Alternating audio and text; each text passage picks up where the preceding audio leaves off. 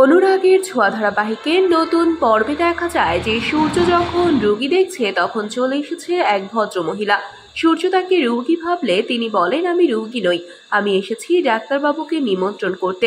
একসময় আমাদের জমিদারি ছিল, এই তল্লাটের সব সম্পদ আমাদের ছিল, কিন্তু আজ তেমন কিছুই নেই। সব শুনে সূর্য নিমন্ত্রণ গ্রহণ করলে চলে যায় রাজকুমারীর মা।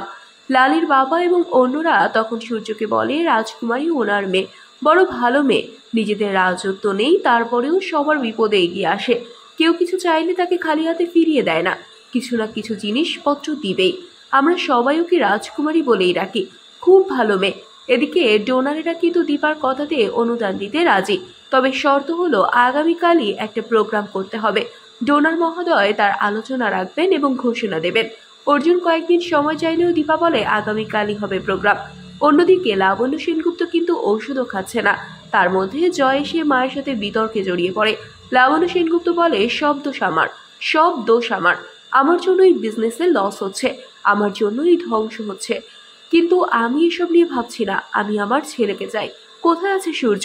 ওদিকে সূর্য কিন্তু লালির জন্য গিফট নিয়ে লালির হাতে তুলে দিলে লালি খুব খুশি হয়ে সূর্যকে খাবার খেতে বলে।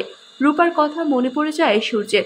অন্যদিকে ললিত তাকে নিয়ে ফুল দিয়ে সবকিছু সাজাতে ব্যস্ত দীপা। এরই মধ্যে দাদাকে বলে, আমি কি রূপার চিকিৎসার টাকা জোগাড় করতে পারবো দাদা? ললিতা বলে, ব্যবস্থা তো একটা হয়েই যাবে। তাহলে কি ডোনারেরা সবকিছু শুনে দীপার কাজে খুশি হয়ে রূপার চিকিৎসার টাকা অনুদান দেবে?